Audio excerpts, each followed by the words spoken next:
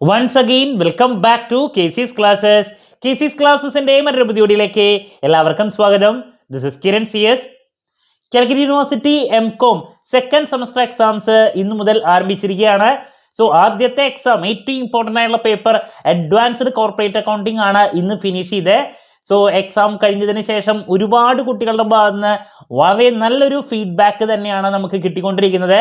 Especially 1-2 ദിവസം മുമ്പ് മാത്രം പഠിച്ചവർ പാസ്സാകാൻ സാധ്യത ഇല്ല എന്ന് വിചാരിച്ചിട്ടുണ്ടായിരുന്ന പല കുട്ടികളും നമ്മുടെ ഇമ്പോർട്ടൻറ്റ് ക്വസ്റ്റ്യൻസിൻ്റെ വീഡിയോ അതുപോലെ തന്നെ ലാസ്റ്റ് ഡേ എക്സാമിനേഷൻ ടിപ്സിൽ പറഞ്ഞ തിയറി മാത്രം പഠിച്ചു പോയിട്ടുണ്ടായിരുന്നു. അവർ ആ പഠിച്ച തിയറി മാത്രം എക്സാമിന് ചോദിച്ചു അവർ പാസ്സാകുമെന്നാണ് പറയുന്നത്. എസ്പെഷ്യലി നമ്മൾ മോഡേൺ കൺസെപ്റ്റ്സ് ഇൻ അക്കൗണ്ടിങ് മുഴുവൻ പഠിച്ചോളാൻ പറഞ്ഞിട്ടുണ്ടായിരുന്നു. അതിലത്തെ ചോദ്യങ്ങൾ മുഴുവൻ വന്നിട്ടുണ്ട്. ദെൻ മെർജറിൻ്റെ തിയറി, ലീസിങ്ങിൻ്റെ തിയറി, CPPA കൺസെപ്റ്റ്, ഇതൊക്കെ ഞാൻ എന്തായാലും ഉറപ്പായും പഠിക്കാൻ പറഞ്ഞ ചോദ്യങ്ങളാണ്. അത് മാത്രം പഠിച്ച് ഒരു വിഭാഗം അല്ലെങ്കിൽ ഒരുപാട് കുട്ടികൾ പോയിട്ടുണ്ടായിരുന്നു. അവർ പ്രോബ്ലംസ് അധികം പഠിക്കാൻ സമയമില്ലാത്ത കുട്ടികളാണ്, ജോലിക്കൊക്കെ പോയി പഠിക്കുന്നതുകൊണ്ട് തന്നെ. ആ ചോദ്യങ്ങൾ മുഴുവൻ വന്നതുകൊണ്ട് തന്നെ ഒരുപാട് കുട്ടികൾ പാസ്സാകും എന്നുള്ളൊരു ഫീഡ്ബാക്ക് എനിക്ക് കിട്ടിയിട്ടുണ്ട്. ദെൻ നന്നായി പഠിച്ച കുട്ടികൾക്ക് ഹൈ സ്കോറിലോട്ടും ഇവിടെ എത്തിച്ചേരാൻ സാധിക്കും. കാരണം ഇതിൽ വന്നിട്ടുള്ള മെജോറിറ്റി ക്വസ്റ്റ്യൻസ് ഞാൻ ഇതിനേക്കാൾ മുമ്പുള്ള എൻ്റെ വീഡിയോയിൽ പറഞ്ഞിട്ടുണ്ടായിരുന്നു. ലിക്വിഡേഷൻ ചാപ്റ്റേഴ്സൊക്കെ എടുക്കുന്ന സമയത്ത്, ഹോൾഡിംഗ് കമ്പനിക്ക് എടുക്കുന്ന സമയത്ത് ജെയിൻ എന്നരങ്കിൻ്റെ ബുക്കിലത്തെ അതേ ക്വസ്റ്റ്യൻസ് കല്യാണി പബ്ലിക്കേഷൻസിൻ്റെ പലപ്പോഴും വരാറുണ്ട്. അതുകൊണ്ട് ലിക്വിഡേഷനൊക്കെ ഞാൻ അതിലത്തെ അതേ ചോദ്യങ്ങൾ തന്നെ കുട്ടികളെ പഠിപ്പിക്കാറുണ്ടെന്നുള്ളത്. അപ്പോൾ ജെയിൻ എന്നരങ്കിൻ്റെ ബുക്കിലത്തെ അതേ ക്വസ്റ്റ്യൻസ് ആണ് പലതും ഇവിടെ വന്നിട്ടുള്ളത് കല്യാണി പബ്ലിക്കേഷൻസിൻ്റെ. അപ്പോൾ അത് വീണ്ടും അങ്ങനെ റിപ്പീറ്റ് ആയിട്ടുണ്ട്. അപ്പോൾ നന്നായി പഠിച്ച കുട്ടികളാണെങ്കിലും ലാസ്റ്റ് മൊമെൻറ്റിൽ പഠിച്ച കുട്ടികളാണെങ്കിലും ഹാപ്പിയാണ്.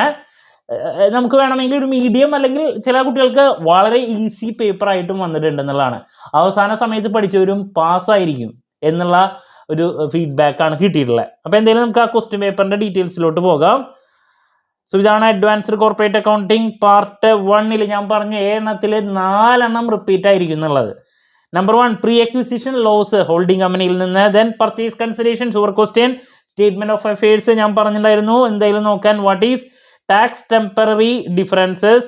പിന്നെ നമുക്കൊരു പ്രോബ്ലം ആണ് വന്നിട്ടുള്ളത്.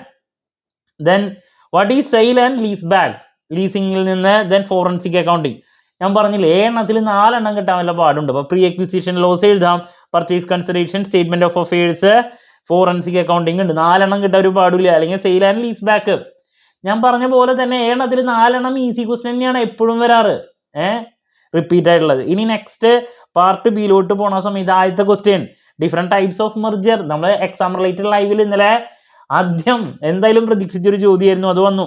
മെജോറിറ്റി കുട്ടികൾ ആ ചോദ്യം എഴുതിയത് 4 തിയറി നമ്മൾ പറഞ്ഞ അതേ ചോദ്യങ്ങളാണ് വന്നിരിക്കുന്നത്. മെജോറിറ്റി കുട്ടികൾ 4 തിയറി തന്നെ എഴുതിയിരിക്കുന്നതാണ് എല്ലാവരും പറയുന്നത്. പിന്നെ ഇന്റേണൽ റീകൺസ്ട്രക്ഷൻ്റെ പ്രോബ്ലംസ് ആണ് കുറേ കുട്ടികളെ ചെയ്തിട്ടുള്ളത്. ദെൻ പിന്നെ നമുക്ക് ക്വസ്റ്റ്യൻ നമ്പർ 8 പോകുന്ന സമയത്ത് പ്രോബ്ലം ആണ് വന്നിട്ടുള്ളത്. കാൽക്കുലേറ്റ് ടാക്സ് ചാർജ് ആൻഡ് അതിൻ്റെ liability.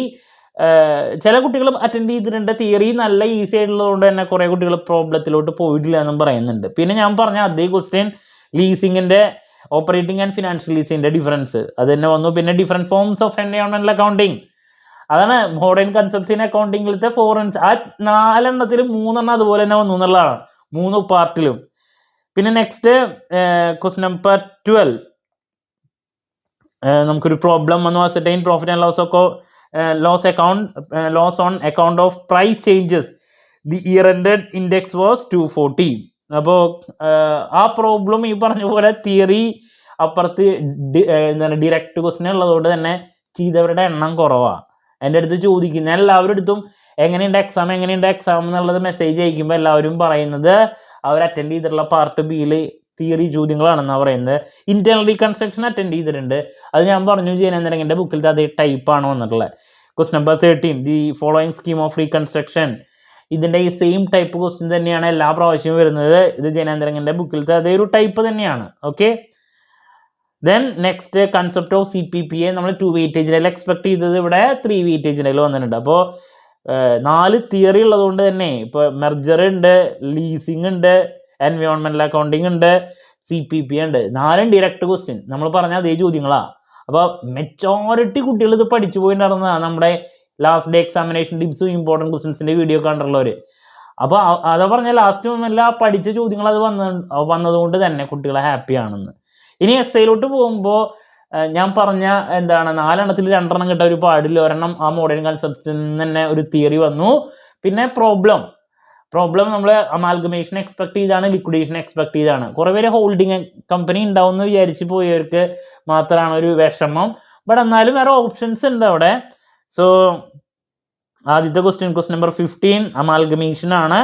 Balance sheet of A limited and B limited തന്നിട്ടുണ്ട്. അമാൽഗമേഷൻ്റെ അഡ്ജസ്റ്റ്മെൻറ്റ്സും കാര്യങ്ങളൊക്കെ തന്നിട്ടുണ്ട്. സോ അതാണ് നമുക്ക് ആദ്യത്തെ prepare balance sheet of C limited. Amalgamation the nature of purchase തന്നിട്ടുണ്ട്. നമുക്ക് ജനറൽ എൻട്രി എഴുതിയിട്ട് ചെയ്യേണ്ടതാണ്. ദെൻ പിന്നെ വന്നിട്ടുള്ള ഇൻവെസ്റ്റ്മെൻറ്റ് അക്കൗണ്ടാണ്. റിപ്പീറ്റ് ക്വസ്റ്റ്യൻ അല്ല. ക്വസ്റ്റ്യൻ നമ്പർ 16 റിപ്പീറ്റ് അല്ല, വരാറില്ല ഇതിൽ നിന്നൊന്നും എസ്സേ, പക്ഷേ വന്നൊരു ക്വസ്റ്റ്യൻ അതാണ്. ബട്ട് നമുക്ക് അപ്പുറത്ത് വേറെ ഓപ്ഷൻ ഉണ്ട്. പിന്നെ ക്വസ്റ്റ്യൻ നമ്പർ 17 ലിക്വിഡേറ്റേഴ്സിൻ്റെ സ്റ്റേറ്റ്മെൻറ്റ് ഓഫ് അക്കൗണ്ട് വരയ്ക്കാനുള്ള ഒരു problem. Becker limited went into voluntary liquidation, ആ ഒരു പ്രോബ്ലം ആണ്. പിന്നെ question number 18 last one social responsibility accounting, അതിൻ്റെ സ്കോപ്പ് ആൻഡ് അപ്രോച്ചസ്. നമ്മൾ എന്തായാലും പഠിച്ചു പോകണമെന്ന് പറഞ്ഞ ചോദ്യം. അപ്പോൾ അതാണ് ഇതിലിപ്പോൾ ഒന്നും ആവാത്തവർ സോഷ്യൽ റെസ്പോൺസിബിലിറ്റി അക്കൗണ്ടിങ്ങിൻ്റെ തിയറി ഞാൻ എന്തായാലും പഠിച്ചു പോകാൻ പറഞ്ഞതുകൊണ്ട് തന്നെ ഇതെല്ലാവരും പഠിച്ചിട്ടുണ്ട്. പിന്നെ നമുക്ക് എസ്സേ ലിക്വിഡേഷനോ അതല്ലെങ്കിൽ അമാൽഗമേഷനോ കിട്ടും. അപ്പോൾ അതുകൊണ്ട് നന്നായി പ്രോബ്ലം തിയറി ഒക്കെ പഠിച്ചു പോയവർക്ക് ഹൈ മാർക്സിലോട്ട് എത്താനും, ലാസ്റ്റ് മൊമെൻറ്റിൽ പഠിച്ച കുട്ടികൾക്ക് തിയറി മാത്രം നോക്കി എന്നാലും പാസ്സാകാനുള്ള ഒരു ക്വസ്റ്റ്യൻ പേപ്പറാണ് പ്രാവശ്യം വന്നത്. എന്ന് വെച്ചിട്ടുണ്ടെങ്കിൽ ഡയറക്റ്റ് ആയിട്ടുള്ള കുറേ ചോദ്യങ്ങൾ അവിടെ വന്നു. Okay, so that's about advanced corporate accounting.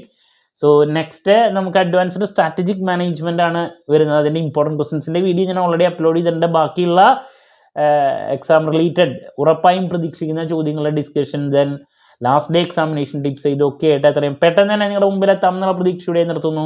This is Kiran CS signing off. Have a nice day. Thank U.